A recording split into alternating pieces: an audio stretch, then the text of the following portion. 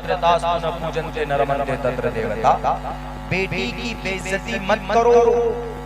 नीतीश जी की किताब में है, फिर भी नीतीश जी पर्दा खींचते हैं, नकाब खींचते हैं बेटी का।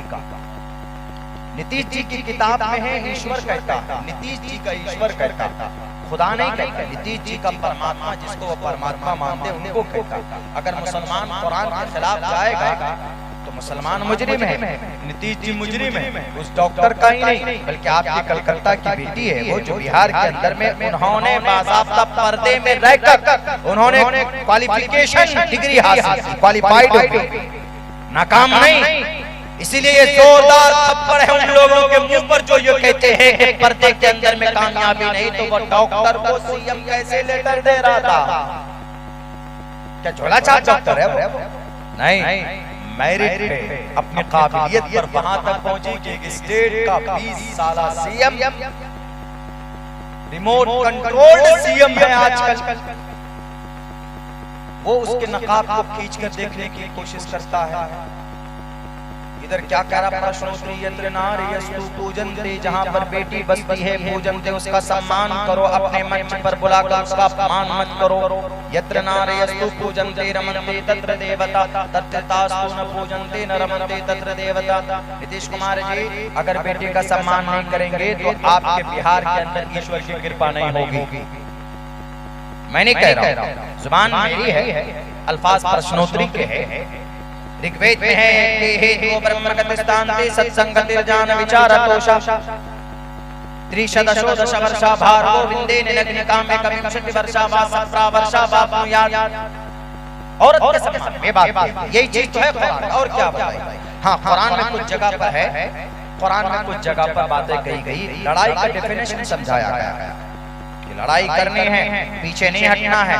कब? रणभूमि में मुकाबला करना है, दुश्मन जब सामने आ जाए उनसे लड़ना है। कुरान में ऑर्डर दिया है, उज़िना लिल्लज़ीना युक़ातिलूना, उज़िना इजाजत दी गई, उज़िना लिल्लज़ीना युक़ातिलूना बिअन्नहुम ज़ुलिमू, जिन पर जुल्म किया गया, जुल्म के वक़्त जिन जालिमों ने जुल्म किया है, उनको लड़ने की इजाजत दी गई। अगर आपके घर में कोई डाकू घुस जाए, आपकी बेटी की इज्जत लूटने की कोशिश करे, या आपके बाप को मारने की कोशिश करो, तो क्या कहेंगे कि आइए महबूब डाकू साहब, आइए फूल बरसाते आप पर, आइए हमारे अब्बा को मारिए, आइए हमारे अम्मी के पेट पे छुरा घोंपिए, यही कहेंगे। वहाँ तो कहेंगे, चीखेंगे, चिल्लाएंगे, जो भी होगा उठाएंगे और सर पर डाकू के मारेंगे, सारी बातें आएंगे वहां पर। यही कुरान ने डिफेंस मोड को एक्टिव किया यहाँ पर। उज़िना लिल्लज़ीना युक़ातिलूना बिअन्नहुम ज़ुलिमू, इजाजत दी गई जिन पर जुल्म किया गया। और ये कब हुआ पता? कुरान कितने साल में उतरा? 23 साल। जैसे ही अगर कुरान अगर जिहाद पर बात करता, जिहाद, जैसे जिहाद का मज़मून कुरान से जोड़ दिया, हालांकि जिहाद कुरान से नहीं जोड़ा जाता। जिहाद एक ऐसा वर्ड है जिसको बदनाम कर दिया, हर चीज के साथ जिहाद जोड़ दिया, हर चीज के साथ लफ्ज़ जिहाद कर दिया। लफ्ज़ जिहाद तो है ही नहीं पूरी शरीयत।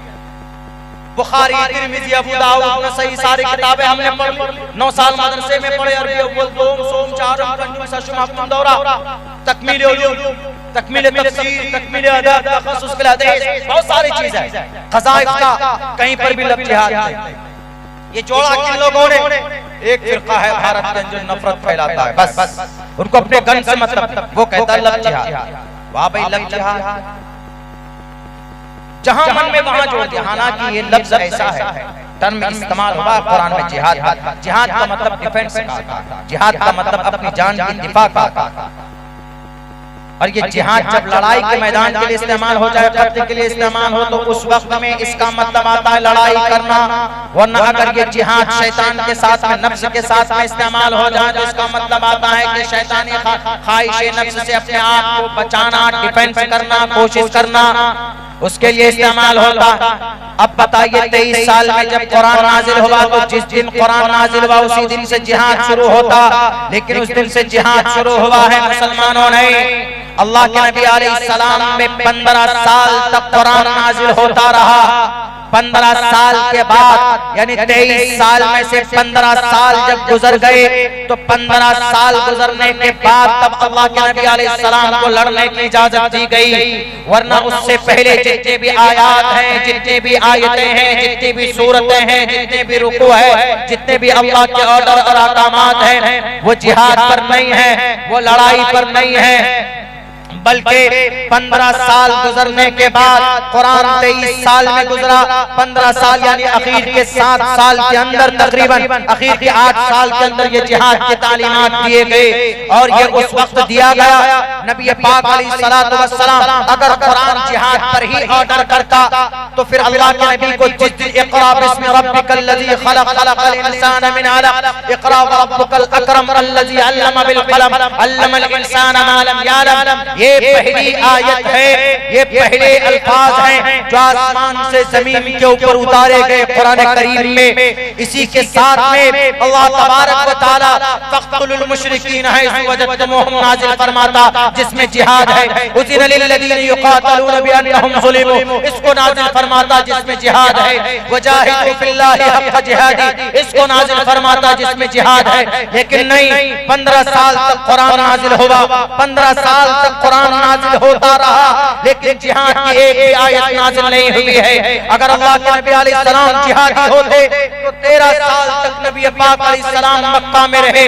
आपको पता है किस सिचुएशन में रहे, किस हालत में रहे। नबी पाक अलैहिस्सलातु वस्सलाम की ज़ात अक़दस पर कोई ऐसा जुल्म नहीं था जो आप अलैहिस्सलाम पर ना आज़माया गया हो, कोई ऐसा तरीका नहीं था जो सहाबाए किराम को जिस तरीके से परेशान न किया गया हो। अरे बल्कि बूढ़ी बूढ़ी सहाबियात के जिस्म को फाड़ कर 2 हिस्सों में बांट दिया गया।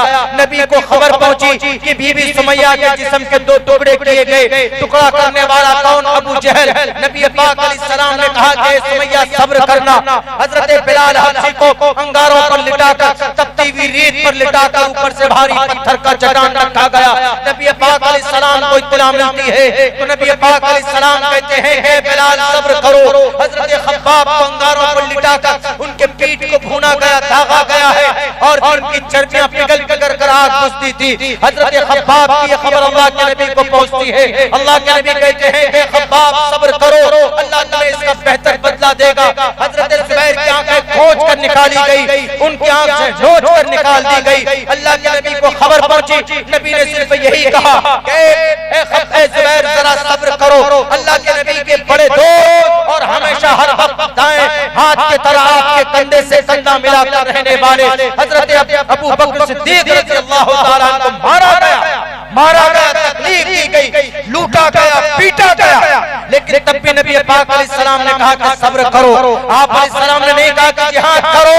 और मीडिया वालों के ज़मीर, अगर तुम्हारा ज़मीर जिंदा है, 15 साल तक नबी ने सब्र की तलकीन की है।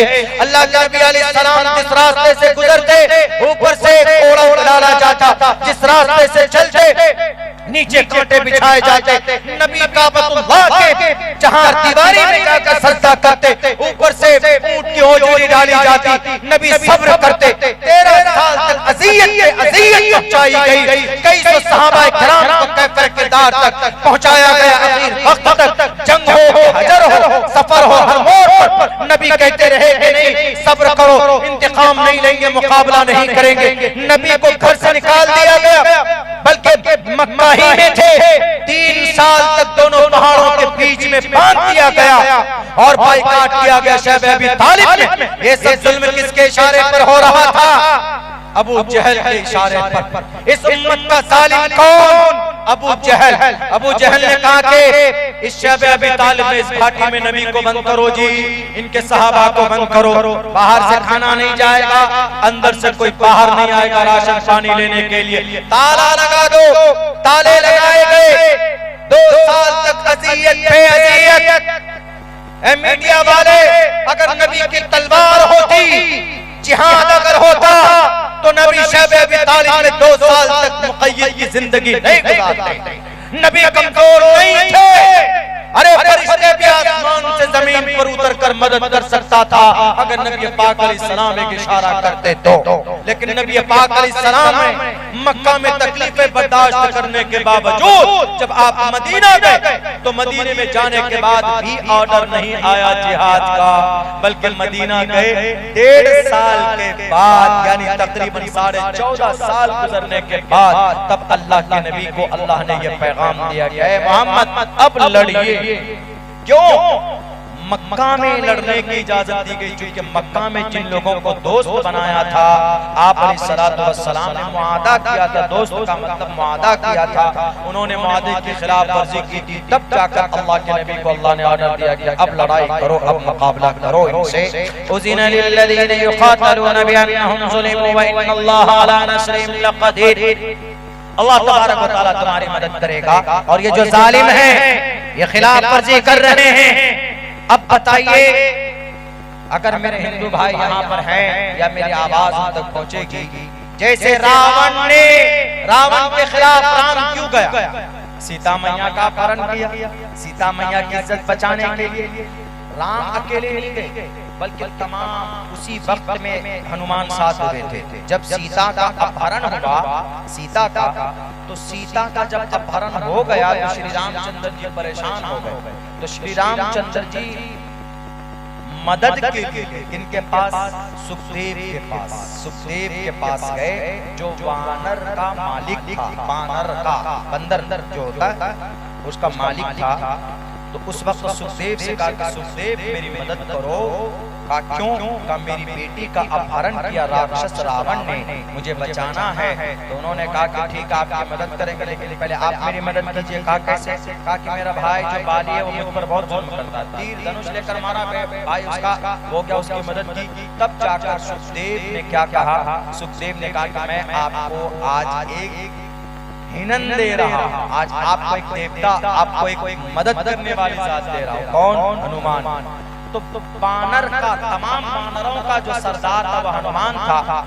तो हनुमान को साथ दिया और तब हनुमान को भेजा कि देखो पता लगाओ, चूंकि वो हवा में उड़ सकते थे, हवा में जा सकते थे, ताकत बलशाली थे हनुमान। चालीसा के अंदर में उनकी ये तारीफ की गई है, जय हनुमान ज्ञान गुण सागर जय कपीस तेजो को उजागर, रामदूत अतुलित बलदामा, राम के दूत बनाए गए।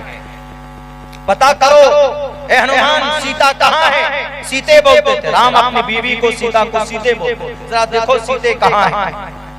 देखा गया कि सीते की तहकीक की गई, पता चलते चलते उसके बाली को देखकर, उसके कंगन को देखकर, उसके चुन्नी को देखकर पता लगाया वहां लंका तक पहुंचा। यही श्रीलंका का लंका, वहां पर पहुंचा। अब बताइए राम ने सबको साथ दिया एक राक्षस के खिलाफ, राक्षस को मारने के लिए। राक्षस है कौन? रावण। राक्षस इसलिए है अपहरण किया, हालांकि हाथ नहीं लगाया था। रावण बदतमीज नहीं था, जालिम था, बेगैरत नहीं था, ताकत थी उसके पास, उसको भी ताकत शिवजी ने दी थी। ऐसे नहीं भगवान की तरफ, ईश्वर की तरफ से ताकत थी उसको, बदतमीजी नहीं की थी। लेकिन यहाँ अबू जहल तो इतना बड़ा बदतमीज, एक बूढ़ी औरत बीबी सुमैया को 60,000 लोगों के बीच में कलमे के इनकार न करने की वजह से, तौहीद की मुखालफत न करने की वजह से उसके जिस्म के 2 टुकड़े कर दिए अबू जहल नजरों के सामने में। अब बताइए, इसलिए मैं कहता हूँ कि इस